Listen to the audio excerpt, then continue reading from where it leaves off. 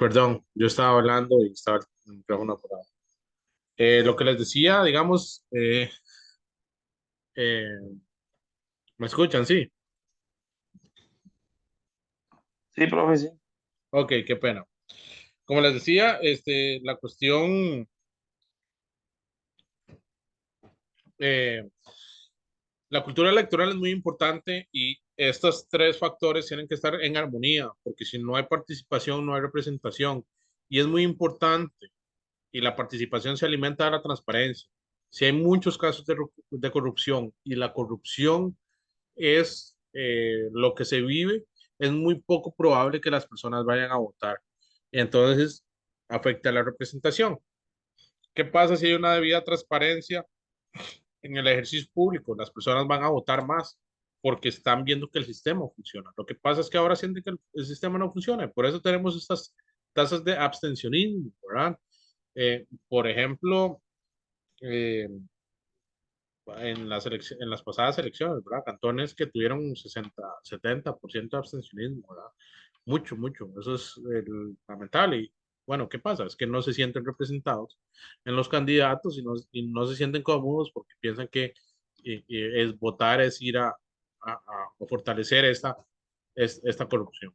El Tribunal Supremo de Elecciones está integrado por tres magistrados. Recuerden que los magistrados son abogados, ¿verdad? eh, los elige la Corte Suprema de Justicia y se encarga de organizar, dirigir y vigilar todos los actos relativos al voto y es una institución independiente de cualquier poder político, ¿ok?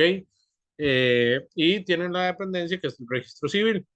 El departamento electoral se encarga de expedir cédulas, confeccionar la lista de las personas que van a volver perdón, a votar y la resolución de todas las nacionalidades. Personas, por ejemplo, que son de extranjeras y quieren optar por la nacionalidad. Personas, por ejemplo, que hayan nacido en otro país, pero que sean de padres costarricenses. O personas, por ejemplo, que sean o que quieran formar parte de Costa Rica, por ejemplo, como las personas que vienen buscando refugio o asilo político. Y luego está el departamento civil que se encarga de lo que tiene que ver con nacimientos, defunciones, reconocimiento de hijos y matrimonios y divorcios. Por ejemplo, yo sé que se utiliza mucho de meme, pero esta función que tenemos para buscar personas con el número de cédula o con nombre y apellidos. Por ejemplo, para mi persona, que soy historiador, para hacer árboles genealógicos, a mí me resulta una herramienta súper sencilla, súper fácil, o sea, ¿sí? Y eso es muy interesante y es una función que tiene el registro civil, que es parte del Tribunal Supremo de Elecciones, ¿verdad? Y eso es muy, muy importante. Por ejemplo, si ustedes tienen hijos, el reconocimiento, los apellidos, ¿no? La última noticia que tenemos es que, por ejemplo, ahora ya no está obligado que el apellido del padre vaya de primero. Ahora también puede ir el apellido de la madre de primero. Antes no se podía hacer y hace relativamente poco, 15 días creo, pues se firmó esto. Entonces ahora, por ejemplo, si ustedes tienen un hijo con su pareja, pueden dejar que su pareja lleve el apellido de ella de primero. ¿Ok? Mecanismos electorales. Por ejemplo, tenemos varias elecciones. La primera elección pues, son las nacionales, son de cada 4 años, se dan siempre en el primer domingo de febrero. Se declara el ganador con mayor cantidad de votos. En la primera ronda tiene que alcanzar el 40% de los votos emitidos, por ejemplo, el 40% del padrón electoral. Es decir, de los 3 millones y pico de personas que votan, el 40% de ellos tiene que votar. ¿Qué pasa? Que en las últimas elecciones no se está llegando al 40%. La última elección se llegó a un 21%, que fue Rodrigo Chávez, que ganó la primera ronda, pero no ganó lo estipulado por la ley para ser presidente, ¿sí? Entonces, por eso hubo segunda ronda entre Figueres, no, perdón, el que ganó fue Figueres con 21%, luego llegó Rodrigo Chávez con 18,5%. Y en la segunda ronda, que esa va por mayoría de votos, ganó Rodrigo Chávez por 950,000 votos. contra 700 y resto de mil para Figueres. O sea, realmente ni 1 millón de personas votaron por nuestro actual presidente, de 3,5 millones, ¿verdad? Esto claramente, por ejemplo, a las personas que nos dedicamos a esto, pues nos prende ciertas alarmas. Si no logra el 40 y segunda ronda y se eligen en las nacionales presidentes y diputados. Recuerden que los diputados se eligen por provincia. Entre más gente haya en una provincia, más diputados va a tener. Son 57 en total. Eso lo vimos en la presentación anterior. Luego están las elecciones municipales que se realizan cada 4 años. Aquí hay un error. Ya no hay 82 cantones, ahora hay 84. Los últimos que se hicieron fue Río Frío y Monteverde. Y en ellos se eligen alcaldes, regidores, síndicos y concejales de distrito. Chicos, pueden buscar en su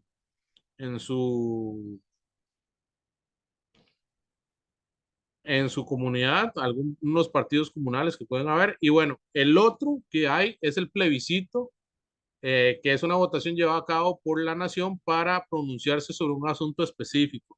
Del plebiscito nace otro que se llama referéndum. El referéndum es una consulta popular y tiene carácter de ley. Por ejemplo, chicos, en el plebiscito, por ejemplo, el plebiscito puede ser municipal. Quieren un día más de que pase la basura. Por ejemplo, si pasa solo los martes, pues que ahora pase los jueves también, o que pase los viernes. Bueno, eso se ve en un plebiscito. Eh, Hay que arreglar ciertos alumbrados públicos. ¿Cuál vamos a arreglar primero? ¿Qué sector? Eso se ve en un plebiscito. Ven que es como una consulta, consultativo, ¿verdad? Por ejemplo, hay un problema con el agua. ¿Dónde vamos a tomar el agua ahora? Eso se ve en un plebiscito, mientras que el referéndum es de carácter de ley. En Costa Rica solo ha habido un referéndum nacional. Es por ejemplo, el que hubo para saber si se adhería o no al Tratado de Libre Comercio con Estados Unidos y Canadá en el 2007. Fue mi primera votación. Yo tenía 17 años en el 2007. Eh, por dicha, me dieron la cédula antes y pude participar de, pues, el referéndum. Y tiene carácter de ley. El referéndum era una ley de la República. Se da por leyes, reformas constitucionales o ratificación o de tratados internacionales, por ejemplo, como el Tribunal, como el Tratado de Libre Comercio.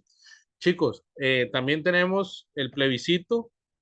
Ha habido uno que ha sido uno de los más importantes, no sé si son de Paraíso o no, pero en Paraíso de Cartago hace 8 años hubo un movimiento ahí para sacar al alcalde y se hizo un plebiscito se llama plebiscito de revocatoria de mandato. Esto solo en las municipalidades se pueden hacer, y es que cuando las personas no están felices con el actuar de su alcalde, pueden eh, recoger firmas, el 10% del padrón electoral de la municipalidad, e ir al Tribunal Supremo y solicitar un plebiscito para la remoción de esta persona de la alcaldía, ¿sí? Claramente la perdieron y el alcalde pues estuvo hasta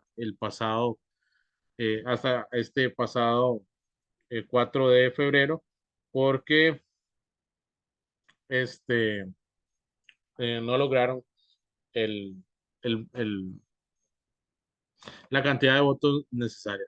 Las audiencias públicas son más bien de consulta popular, lo mismo que los plebiscitos, pero un poco más light. Por ejemplo, las audiencias públicas tienen que ver con la cuestión de cobros de tarifas. Usualmente la ARECEP, que es la Asociación Reguladora de Servicios Públicos, y el ICE, hacen este tipo de audiencias públicas, donde quieren eh, conocer la opinión del público frente a X cosa. Usualmente la ARECEP lo hace con la cuestión de precios. Recuerden que la ARECEP tiene la potestad de poner los precios sobre las tarifas de los buses, la tarifa eléctrica, la tarifa del agua, y de la ARECEP sale una cuestión que se llama la SUTEL, que es todo lo que tiene que ver con las tarifas telefónicas y de Internet. Entonces hacen audiencias públicas. Por ejemplo, yo estuve en varias, sobre todo en mi época, cuando trabajaba y vivía en el gran área metropolitana, sobre todo el Humaca, por el aumento. Por ejemplo, la última vez que fui fue cuando el Humaca iba a subir a 625 colones, ¿verdad? Porque alegaban que el combustible estaba muy alto. Imagínense ahora que está bajo y creo que sigue más caro el pase, ¿verdad? Entonces, la ARECEP se encarga de estas cuestiones.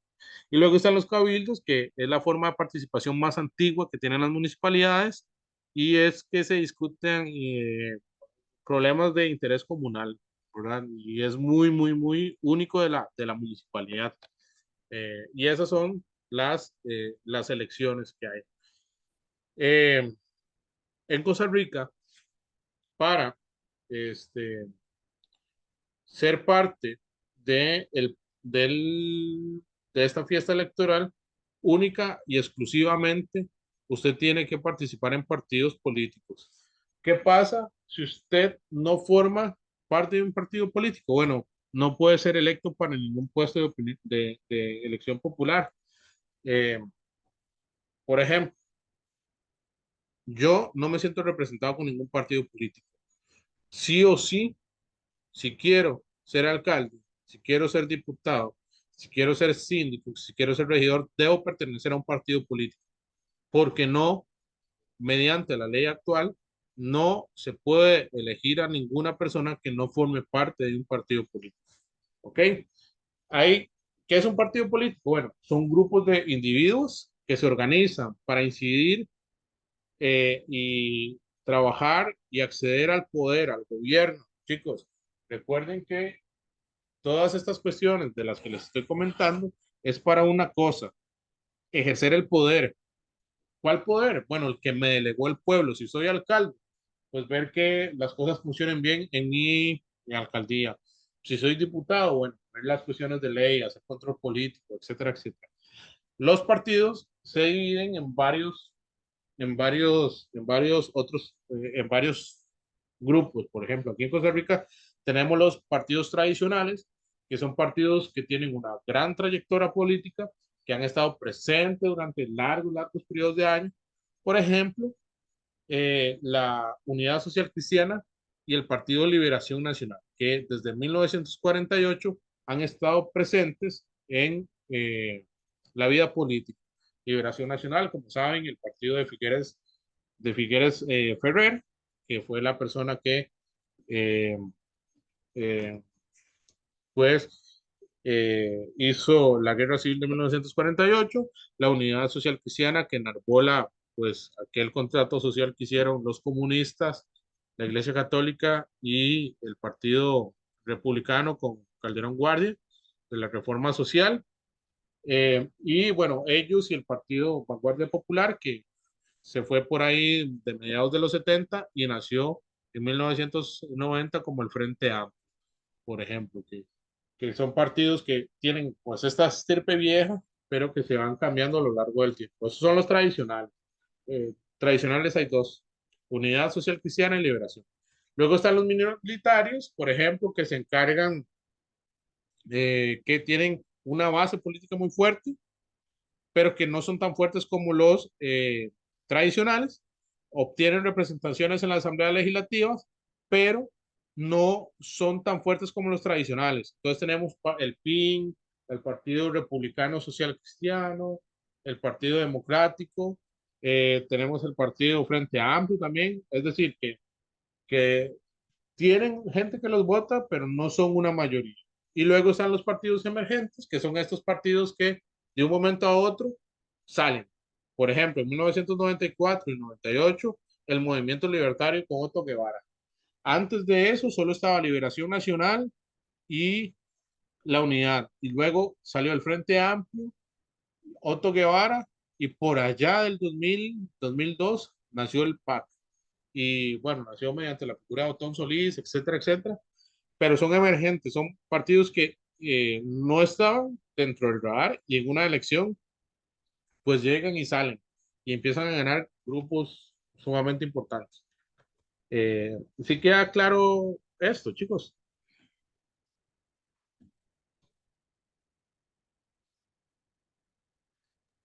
Todo bien, profe. Ok, los partidos políticos tienen una estructura y un financiamiento. La estructura, por ejemplo, empieza desde un distrito, las fuerzas bases que llaman. En un distrito, por ejemplo, eh, yo soy de San Isidro, mi distrito es San Isidro. Ahí, por ejemplo, estaban Liberación Nacional, la Unidad y el Frente Amplio. Cuando yo vivía ahí hace 4 años.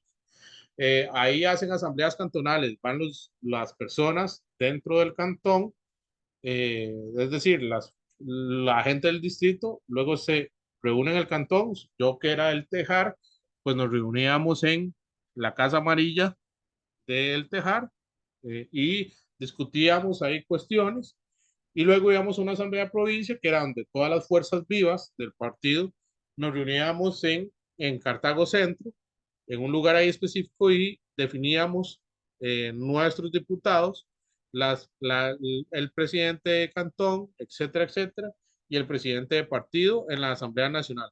Y dentro de los partidos hay un tribunal de ética y unos estatutos básicos.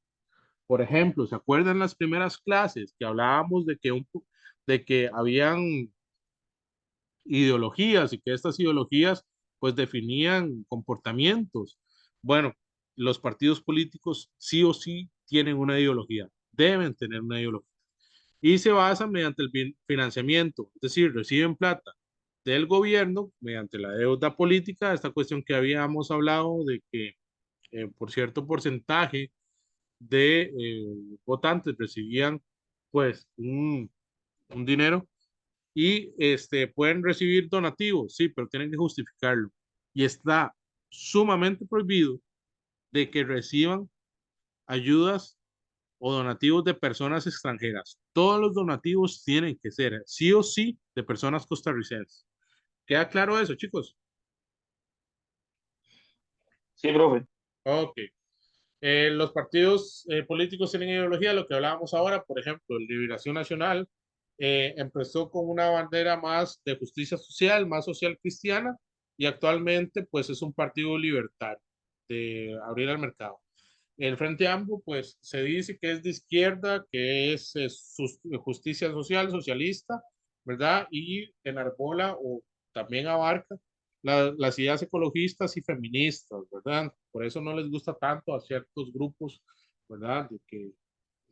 De las cosas, sí, bueno, es que también hacen cosas a veces que uno se pone a pensar como, ¿qué sucede?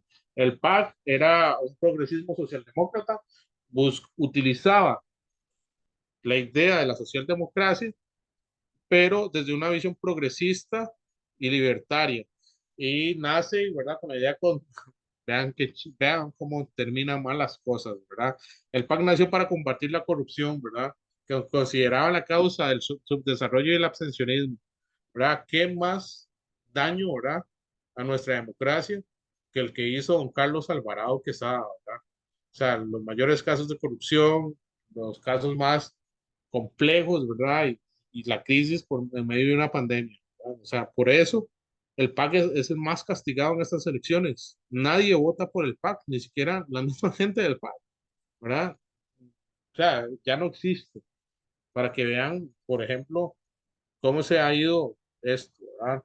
Luego tenemos el PUS, que bueno, en su mismo nombre, ¿verdad? Dice la ideología que es Partidos Unidad Social Cristiana, la base fundamental es el social cristianismo, ¿verdad? Que se basa en la doctrina de la Iglesia Católica. Luego tenemos el cristianismo social, que el Partido Restauración Nacional, que es un partido que utiliza este cristianismo, esta visión de mundo cristiana para definir su plataforma ética, ¿verdad? ¿Se acuerdan que habíamos hablado de fundamentalismo, chicos? Habíamos hablado que habían fundamentalistas. Estos fundamentalistas que usaban, por ejemplo,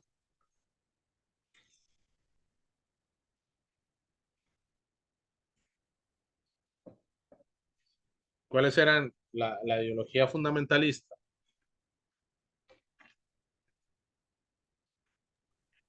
Un único partido, ¿no era, profe? No, el fundamentalismo utilizaba las ideas de algún libro sagrado para este, definir su orden social, ¿verdad? Habíamos hablado que dentro del fundamentalismo en el mundo solo había uno, que era el islamismo. Utilizaban el Corán para definir las leyes. Por eso, por ejemplo, en Arabia Saudita, en Bahrein, en estos países del Medio Oriente, la figura de la mujer, pues tiene unos ciertos retos ahí, ¿ok? Eh, Estos partidos como Restauración Nacional, como el Partido Restauración, como el Partido Integración Nacional, como todos estos partidos de pastores, son fundamentalistas, porque lo único que buscan es la visión, pues, cristiana dentro de su plataforma ética, ¿ok? Por ejemplo, el partido de Fabricio Alvarado no acepta ninguna persona que sea gay dentro de su agrupación porque va en contra de los estatutos del partido éticos, ¿verdad? Entonces eso nos pone a llamar, o sea, eso es un fundamentalismo que está creciendo. Bueno, tenemos el PIN también, que es el cristianismo social y buscan combatir la corrupción. ¿Por qué es importante los partidos políticos? Son mecanismos de representatividad. Por ejemplo, yo que creo más en la justicia social, que creo más en la justa repartición de la riqueza, no voy a andar con un partido como el Movimiento Libertario, por ejemplo, que pues no representa el liberalismo, ¿verdad? Que para mí no es correcto, por ejemplo. Eh, por ejemplo, uno de los partidos que más representación tiene, no sé si se acuerdan, que era el PASE, Partido de Accesibilidad Sin Exclusión, que era de este señor que era ciego, que se llamaba, que es ciego, perdón, Oscar López.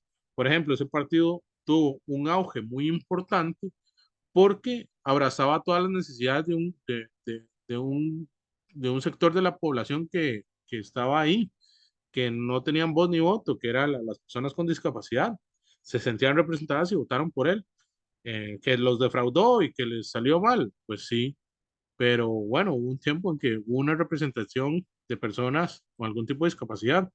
Llevan los intereses de los ciudadanos y grupos y son la única forma para llegar al poder, lo que les decía, ningún ciudadano puede llegar al poder si no es mediante un partido político. Y eso es muy importante. Participación y sufragio son diferentes. Lo que les decía ahora, la participación es un proceso fundamental de la democracia. Se participa eligiendo y siendo elegido y se gobierna de acuerdo a las ideas mediante sus campañas políticas y el voto es el derecho que tiene todo ciudadano para elegir a sus gobernantes y a los cargos de elección popular. El voto es la única forma de delegación del poder, por eso es muy importante. En Costa Rica el voto es secreto, nadie tiene que saber por quién se vota y este tiene que ser llevado a un recinto privado, es directo, nosotros elegimos a las personas que nos van a gobernar y que van a ocupar estos cargos políticos y es obligatorio y universal. ¿Qué quiere decir esto? Es obligatorio porque es un deber. Usted, al ser costarricense mayor de 18 años, está en la obligación de ejercer su voto. No es castigado, sí, pero como un castigo moral y es universal, es que todas las personas, independientemente del sexo, del credo y de todas las cuestiones que hayan, tienen derecho al voto sin distinción, a excepciones que tenga la ley, por ejemplo, personas que hayan perdido su nacionalidad, etcétera, etcétera, y personas extranjeras que no pueden votar, ¿verdad?